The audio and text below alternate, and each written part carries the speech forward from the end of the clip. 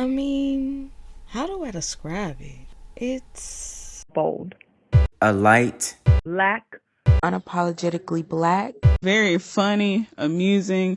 Caring. You give great advice from a different perspective. Passionate. Free.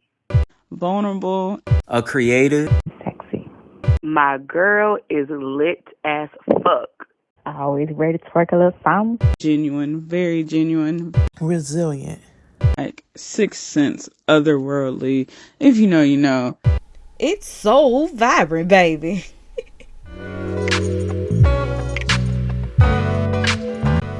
Hello, everyone. Welcome on in. Welcome to the very first episode of Soul Vibrant, the place where history, music, and culture collide. I'm your host, Lady AC, and it feels so good to be back on the mic again. The reason I say again is while I am new to this space, we're new to each other. That I definitely embrace and love in this moment.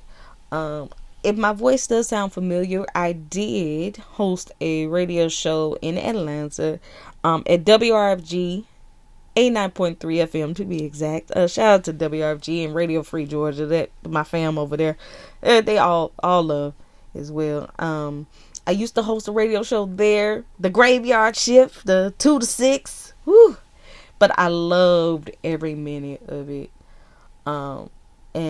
But however, around the end of the pandemic, like around 2021, I had to step away, just to honestly collect my thoughts, to realign myself and reconnect with why I love media and journalism and history and music in the first place. Because I think with the pandemic, it really gave people a lot of times to kind of sit with themselves and understand what they're doing, why they're doing it, and answer those very important questions, like where your life is headed and directed, and what direction do you want it to go, really. What do you see? Where do you see yourself? How are you moving? What is my identity? What is my essence? Who am I? Ask those questions. Like really reaffirm and connect with myself again. And to answer those important questions. And what I didn't realize is that was creating and aiding in my healing journey, to grow and to be the best self that I could be. And even in that process, I went through many different lives. There was a meme on, I can't remember where exactly I saw it. I feel it was on Twitter, but it came across my Instagram, and it was saying how, since 2020, I've been living several different lives.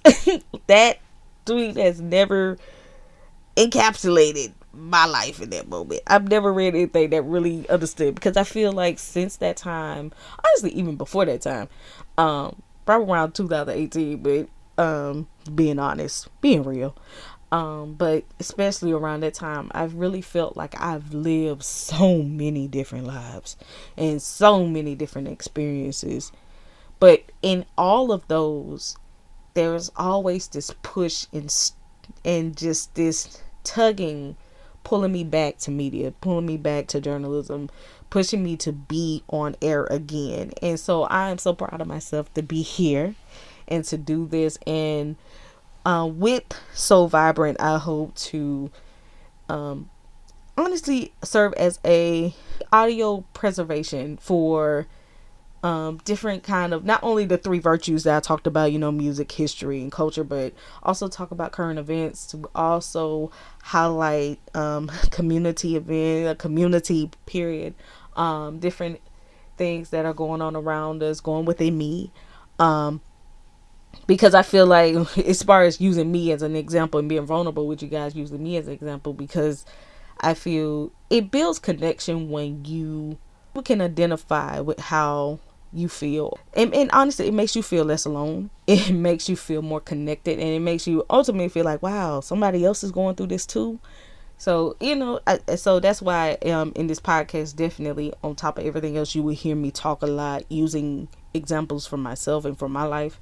And that's what I plan to do and hope to do as the show progresses, as I continue to do episodes. So I look forward to that, and I hope you guys look forward to that as well. So for today's first episode, we are going to talk about healing, but from me being me, a different perspective, because I don't know about you guys, but if you have within these most recent years anyway, it feels like there have been a lot of buzzwords being used, and just like the patriarchal capitalistic society we live in, they tend to take these buzzwords and turn them into trends, and next thing you know, these trends are everywhere, and people are regurgitating the same language. Like for instance, we hear everybody talk about therapy, everybody talking about healing journeys, good vibes, bad vibes, self-love, and all these great concepts and things that we really should be working on, it really should be taken seriously. But turning those into, like I said, these buzzwords, to these happy, flirty, love and light, kind of things. And honestly, something that they can commodify and make money off of, and build, and turn us into even more of consumers. Now, I'm not saying that love and light and healing and therapy are bad. What I'm saying is that they are used as these niches for everyone to go after or to cling on to, and like I said, what society does with it, they turn it into consumerism. Whereas the downside of that is that people don't realize the work that goes into all of those things. They are caught up in, like I said, the happiness, this euphoria that these words give. They don't realize that not only is it love and light, but there's also shadow work. There's also a negative side. There also is a very tense and a grieving, almost, and sadness and regret part of it, that makes healing really a hard work to do, and that honestly makes it tough for a lot of people to choose to do their healing. And so when people are doing those healing journeys, the quick response that people, once again using buzzwords, are saying, well, it's worth it, if you keep going at it and you keep doing it, which it is.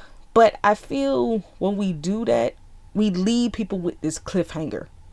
We never say why it's worth it. Like, we never define that. Like, because even in some cases, like, some people like, yeah, it's worth it because it's for you, it's for your good, it's for you to be your best self. But once again, that still feels to me like a cliffhanger. Like, what is my, so that's, it leads to honestly more questions, or leads to people questioning it. So I feel I want to use today's episode to kind of talk about and actually give clear why it's important to heal. Especially using my experience, of course. 3 things I think, or I have learned, that are important to healing. So today's episode is called "This Ain't No Trend," because we healing over here.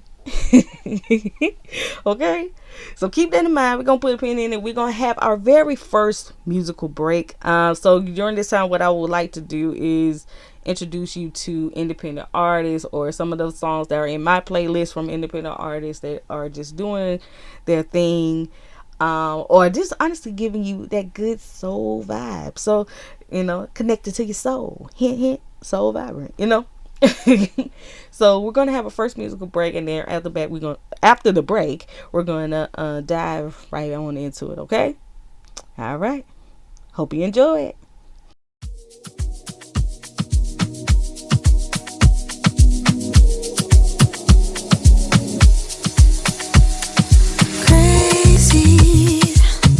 Got Miami heat on crazy. Manifested what's mine.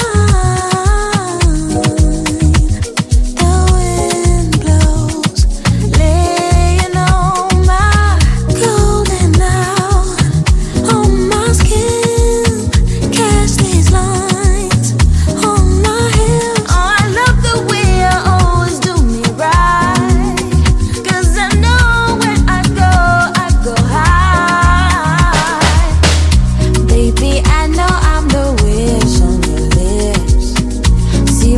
I gon' put me first on my list. And I know where I go, I'm alive. Catch me if you can, catch me if you I go high. I'm a star. Oh, I can't deny. I'm a vibe. Oh, I go high. I'm a star. Oh, I can't deny. I'm a vibe. Daydream. Been investing in my daydream, cashing all my blessings. I know you wanna be my secret dive. Late at night, big hair glow reflecting in your eyes. Oh, I love the way you always do me right. 'Cause I know where I go high. Baby, I know I'm the wish on your lips. See, but I gon' put me first on my list. And I know where I go, I'm alive. Catch me if you can, catch me if you I go high. I'm a star. Oh, I can't deny. I'm a vibe. All right, and we are back. That was Shay Lia with High.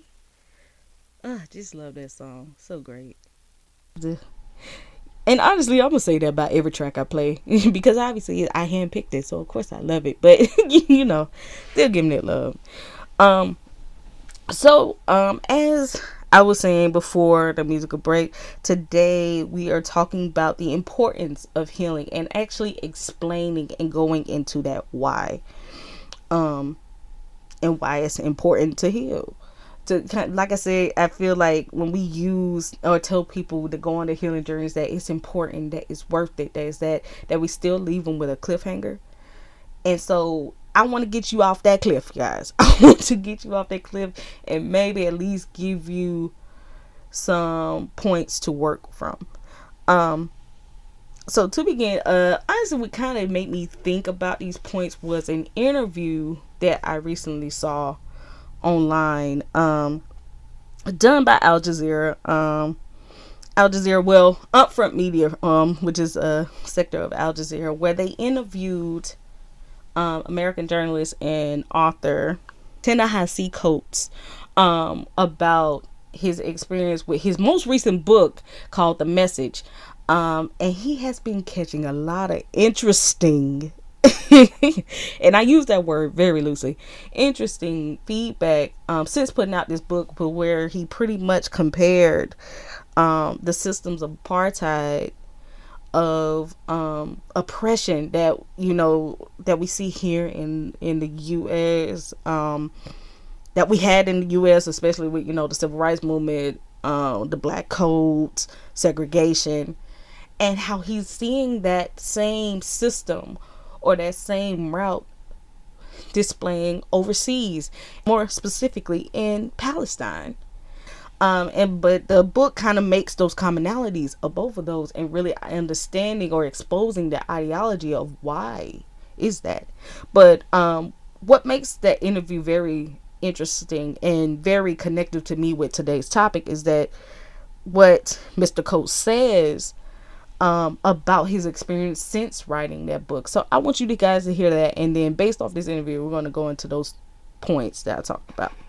Some aspect of my life is, I was like, my life will never be the same. Like, when seeing it, I was like, this is over.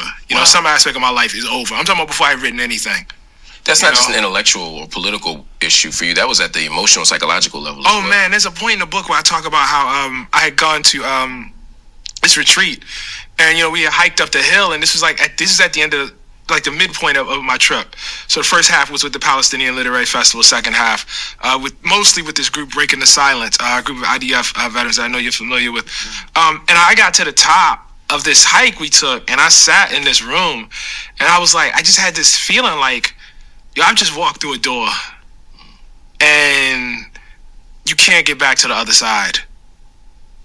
And I think so I knew after that, you know what I mean? I knew I was going to write about it. I knew, and I knew, what the reaction was going to be. The only question was, could I do the job that I needed to do, Mr. Coast was talking right there. But what really, so he said definitely a lot in that. But the parts about it that really stuck to me is how he knew his life was never going to be the same. How he knew he walked through a door, and that from that moment things would change. Because what happens is when you really dive into your healing journey, when you really dive into understanding and wanting to be your best self, you cannot go back to what you were doing before. You cannot try to do the same things you've been doing all your life. You have, when it comes to your healing, you have to be as clear, you have to be as committed, and you have to really honor and really follow the journey as it goes. And for that reason alone, honestly, that is why a lot of people tend to not want to go through the healing initially. Or honestly, that's why they kind of get stomped along their healing journeys, because of that reality being there. So it makes, because those buzzwords, those light, those beautiful words that we hear at the beginning, it makes it feel like all that was a lie, all that was a trap, all that was a trick in some places, because nobody tells you that part. Nobody explains that part or show you what that looks like. I came up with 3 whys that I learned for myself. So hopefully maybe these give you tangible things to kind of grasp to and to think about, to help you define what your why is, or your importance of continuing your healing or starting your healing journey, or wherever you are in your journey, on it. So my very first reason is it establishes your identity. You get to define and question and break down and understand and change and grow what it means to be you. A lot of the thoughts and things that will motivate me, especially during that period when I stepped away from the mic, had absolutely nothing to do with me. These were voices from outside people, from family, from some called friends at the time, from different experiences I had. What I do, I tend to ask myself a lot of questions. I'm a journalist. Hey, we got to get that source, get to that source. I ask myself a lot of questions, and I break down and I analyze. And in that process, I'm like, do I really believe this? This is really my thought? Is this really who I am? And I kept asking myself that until I got rid of and literally separated and divested from a lot of those thoughts, and really start to piece together what my identity is. On another end, it's very hard to kind of deal with that, especially when we live in a society that on the flip end also is so obsessed with labels. Now, not in the way that, because there are people walking around like, I don't believe in labels, or labels aren't a thing, or labels, or the personal favorite line, everything's a construct. And they say that to sound smart, but they don't go any deeper than that. And the reality of that is, while you don't believe in that, society's going to give you them labels regardless. So my thought was, why, if I'm already going to get these labels, why not make sure that they're correct? Why not make sure that that is what I am?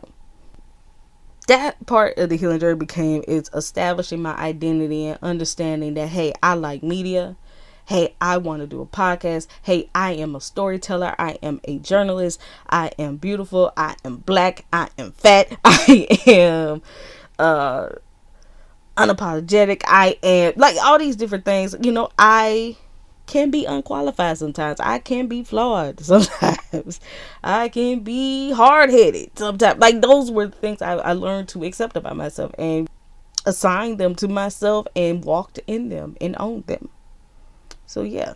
And when you start to walk in that and you deal with that and you move, that moves to the next point. My next why, which is it solidifies your humanity. We have allowed those narratives, those aspects, those different voices to take away or reduce the humanity of others. So that way, honestly, and they do that so that way they can stay in control, so they can stay, so they can, and when I say they, I'm talking about society as a whole, or the systems of oppression, or even on a lower level, that's how people can take advantage of you. That's how people can use you, how people can manipulate you.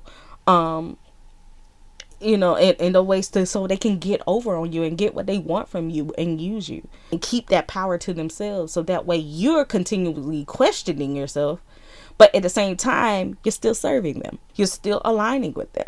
You're still siding with them.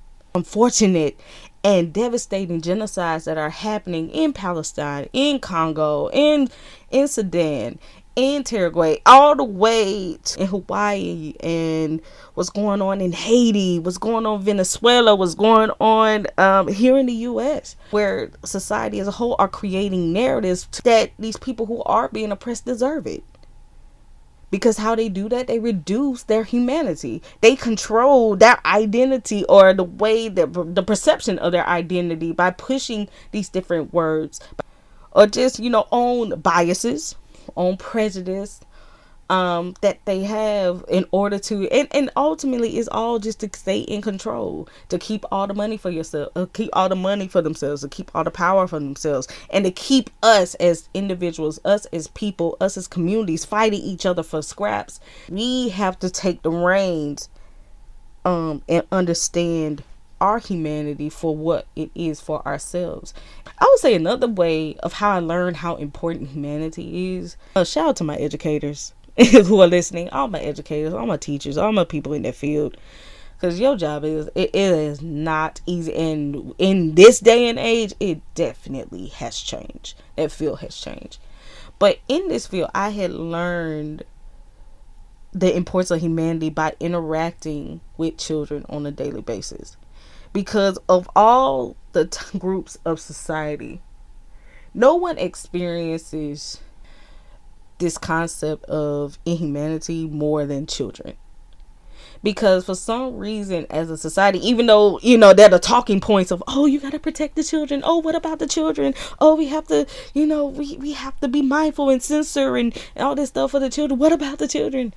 But we're so quick to take away their autonomy. We're so quick to take away their voices. We're so quick to not respect them or honor that they're little human beings that are growing, that will grow into these same adults, if we're not careful, or even worse. And they're products of a society that doesn't honor them.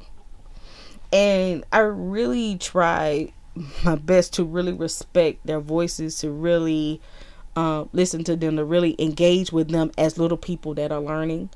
But don't get me wrong, there are some, there are times where things get tense, and where there are kids who just, have learned to act a certain way to get certain results, and usually the result is love and attention. That's really what they want at the end of the day, but they have learned maybe not the most nicest or pleasant ways to get it.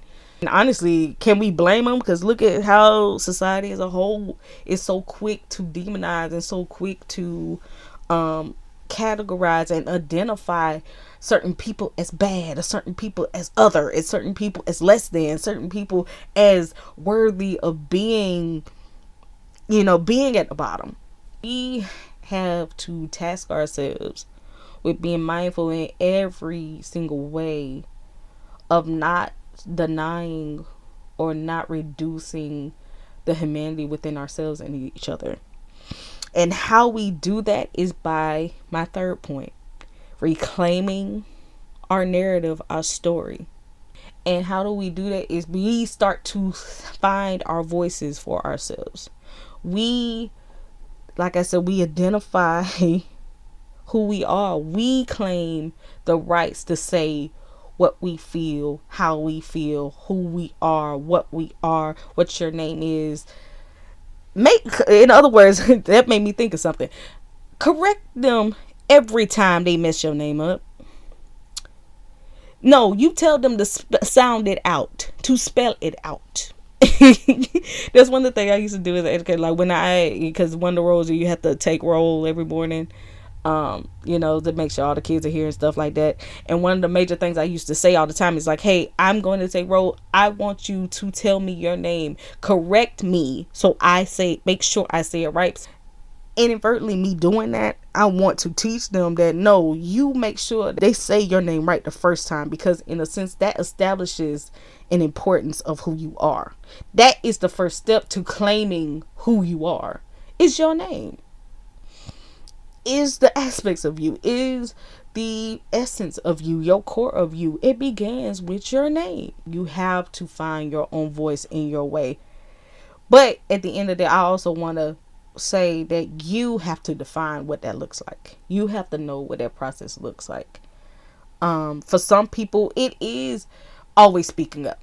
For some people, it is writing. For some people, it is making music. For some people, it is reading. For some people, it is acting out. Or some people, it is just honestly diving and putting your all into your work. And being on time, and being punctual, or being dedicated, or being connective. It's also, creating, being an artist, baking, diving into different hobbies, all those different things. It really can look as beautiful and as glorious and as detailed as you choose to be. But the thing that is most important in all of those aspects and pulls it in together is that you have to be committed and not waver on that standard, because as a result of doing that and doing these three things of understanding your why,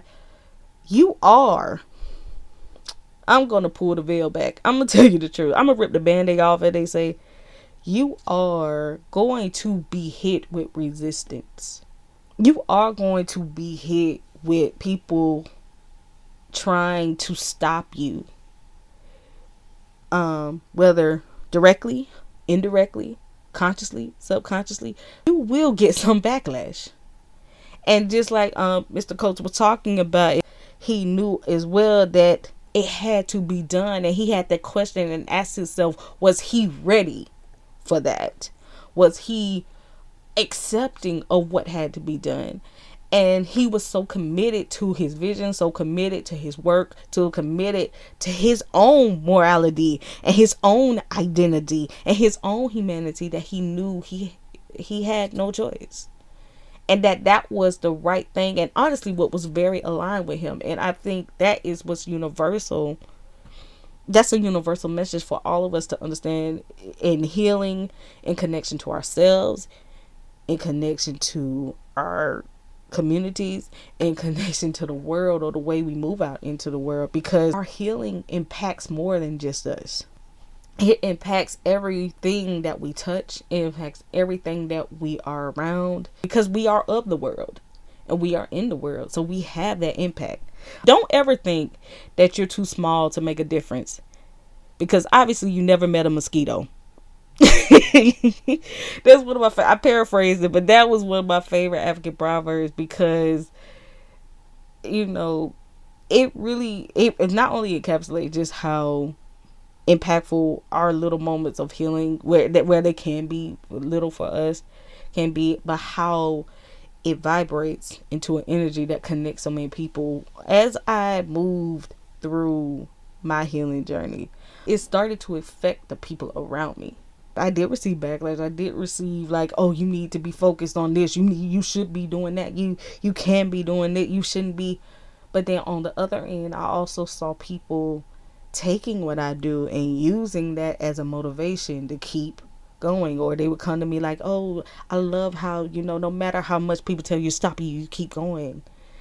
And I see that, or I see even those same people who were trying to say those things, or trying to stop me, or always commenting. I also saw them starting to self-reflect and start to change how they engage with other people and how they showed up in the world, and how they were going through a process of questioning and growing. And it really led a lot of I would say, from my perspective, a lot of family members to have conversations they never normally would have had, or to accept certain things that they wouldn't have before. And I couldn't help but to sit back and watch, like, wow, this healing really does touch and affect others.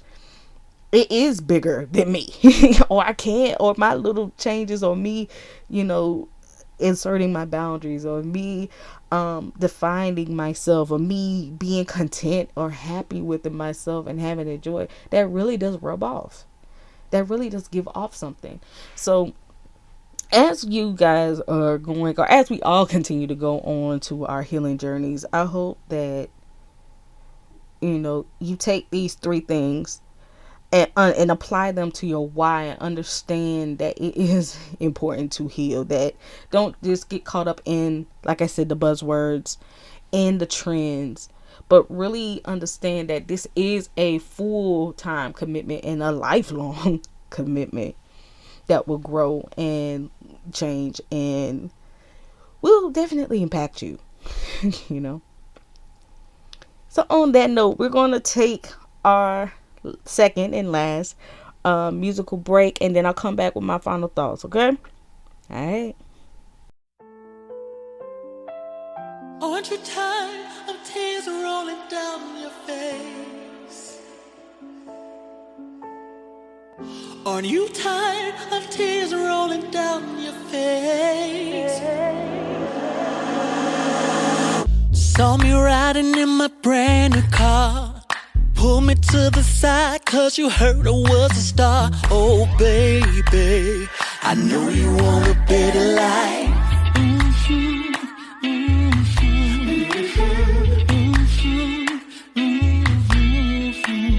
Tell me, babe, what's your fantasy?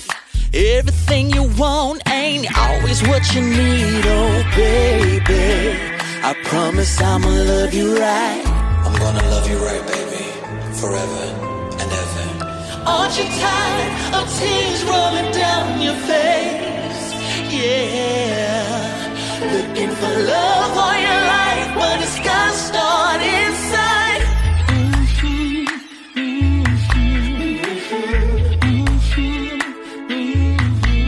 Everybody running around trying to get rich, make that money fast, lose that money quick. Oh baby, I know you want a better life.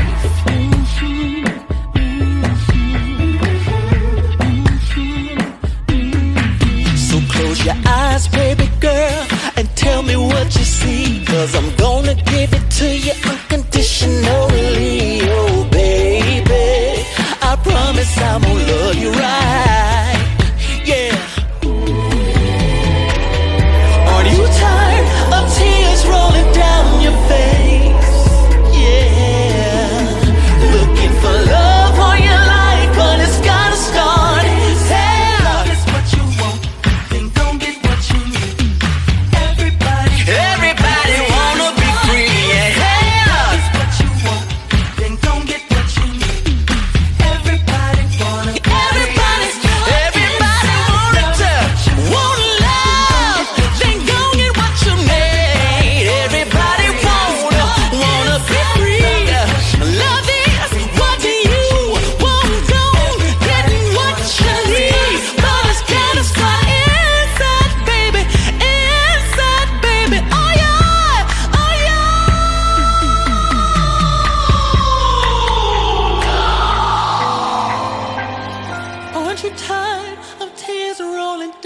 your face. Aren't you tired of tears rolling down your face? Yeah. Aren't you tired of tears rolling down your face? Looking for love all your life.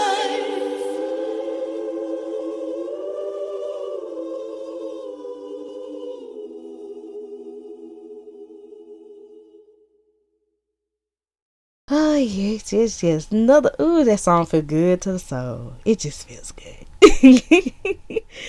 And that was Rahbi Raw with A Better Life. And shout out to Rahbi. Of course, not only is he a dope artist, but when I first started in radio and I actually started my show, Rahbi was the first person to give me music to play on my show, and that means the world to me. It's forever meant the world to me. To have somebody believe in me so much that they would, share their creation with me, so that way I could further share my creation. So, shout out to him, much love and everything else. So, once again, before I leave you, I want to reiterate 3 things I think that are important to understand why it's important to heal are establishing your identity, solidifying your humanity, and reclaiming your narrative or story. So that way you can fully be confident in not only yourself, but it also, when done consistently, when done intently, it starts to grow and expand to your communities, to your families, to the nation, and ultimately to the world. So continue to keep on going, okay? Guess what? I'm proud of you for where you are right now, and I'm happy for you that you are at least considering, at least feeling what I'm saying. And I feel that is progress, okay? Well, all right, guys. So thank you so much for tuning in. We have reached the end of the episode. So if you would like to connect with me, or just say hey, if you just simply type in your search on any social media, I am Lady AC. Once again, all together, I am Lady AC. You should be able to just type that in and find me. But if I need to get specific, I can do that on Facebook.com. It is Queen Lady AC. On Instagram, it is _ I am Lady AC. And Twitter and TikTok is I am Lady AC as well. Alright? So I want to sign off by last saying that none of us are free until all of us are free. So free all oppressed people. Stop all these genocides. End all these genocides.